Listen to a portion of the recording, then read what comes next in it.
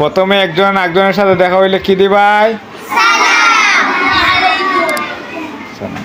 যেমন তামিম আর মাহমুদ দেখা হইছে, তোমরা একজন একজনের সালাম দেও, দেখি জুড়ে দিবাই।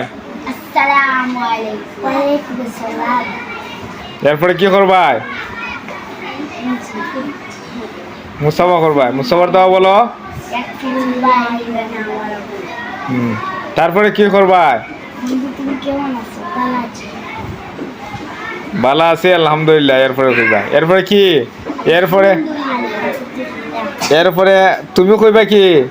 তুমি কেমন আছো?